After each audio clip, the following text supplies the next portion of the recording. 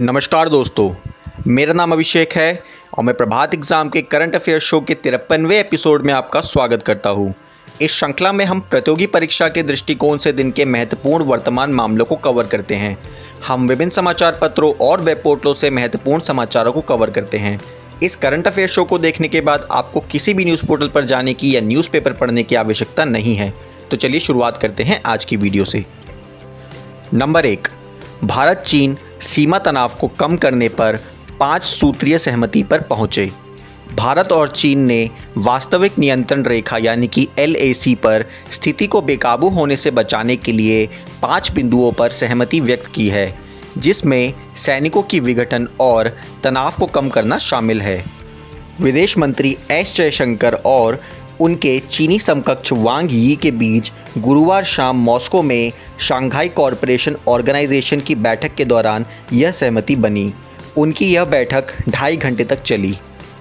Number 2, 5 Rafale विमान हुए वायुसेना में शामिल। 5 डसॉल्ट राफेल विमानों को भारतीय वायुसेना में शामिल किया गया। वे हरियाणा के अंबाला हवाई अड्डे पर स्थित भारतीय वायुसेना के स्वर्ण तीर दल में शामिल हुए। इस समारोह में रक्षा मंत्री राजनाथ सिंह और उनके फ्रांसीसी समकक्ष फ्लोरेंस पार्ली ने भाग लिया।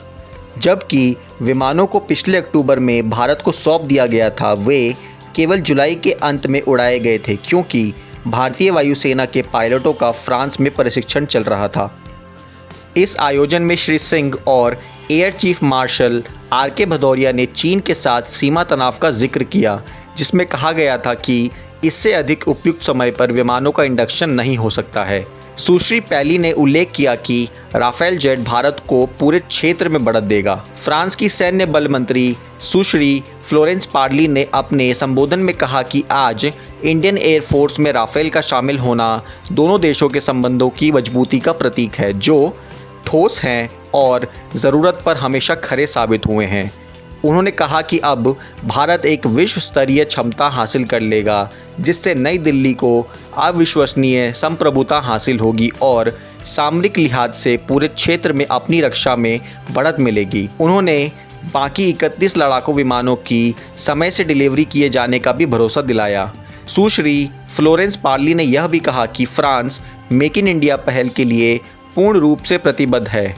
फ्रांस का उद्योग कई साल से रक्षा क्षेत्र में पनडुब्बी निर्माण जैसे कामों में ऐसा कर रहा है। नंबर 3, प्रधानमंत्री मत्स्य संपदा योजना और ई-गोपाला ऐप।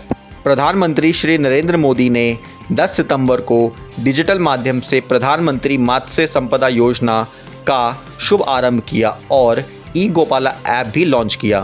प्रधानमंत्री मत्स्य संपदा योजना मत्स्य क्षेत्र पर केंद्रित एक सतत विकास योजना है। इसे आत्मनिर्भर भारत पैकेज के तहत वित्त वर्ष 2020-21 से वित्त वर्ष 2024-25 तक 5 साल की अवधि के दौरान सभी राज्य और संघ शासित प्रदेशों में कार्यान्वित किया जाना है।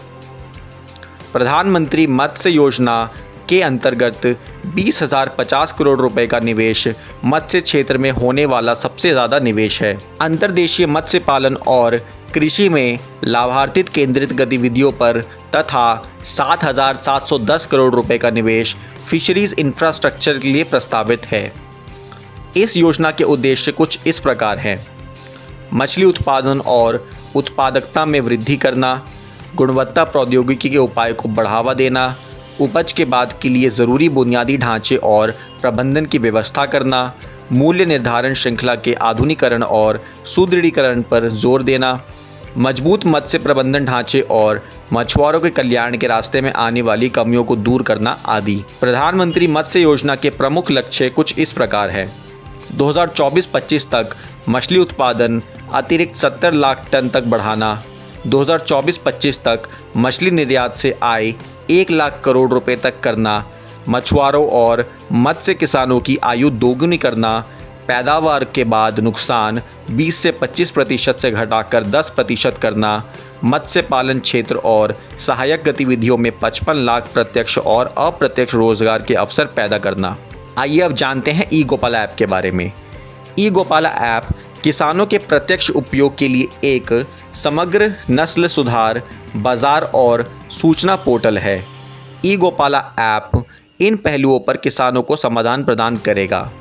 गुणवत्तापूर्ण प्रजनन सेवाओं की उपलब्धता जैसे कि कृत्रिम गर्भाधान, पशु प्राथमिक चिकित्सा, टीकाकरण, उपचार आदि को सुनिश्चित करना, पशु पोषण के लिए किसानों का मार्गदर्शन करना, पशु किसानों को टीकाकरण, गर्भावस्था निदान आदि के लिए नियत तारीख पर सूचित करना, उन्हें क्षेत्र में विभिन्न सरकारी योजनाओं और अभियानों के बारे में सूचित करना आदि। दोस्तों, अब समय आ गया है आज के सवाल का। आज का सवाल है कि हाल ही में कौन सी टीम ICC T20 रैंकिंग्स में पहले पायदान पर पहुंची है। आपके ऑप्शन हैं साउथ अफ्रीका, इंडिया, ऑस्ट्रेलिया या न्यूजीलैंड। आप अपने जवाब हमें नीचे दिए गए कमेंट सेक्शन में बताएं, हम इस पर कल की वीडियो में चर्चा करेंगे। दोस्तों, पिछली वीडियो में हमने आपसे पूछा था कि नए राष्ट्रीय शिक्षा नीति को लागू करने वाला सबसे पहला राज्य कौन सा है। दोस्तों, इसका सही उत्तर है ऑप्शन बी, हिमाचल प्रदेश। आप में से उनको बधाई जिन्हें सही जवाब मिले। आज की वीडियो में बस इतना ही। वीडियो पसंद आई हो तो वीडियो को लाइक और शेयर ज़रूर करें और अंत में चैनल को सब्सक्राइब करना ना भूलें। धन्यवाद।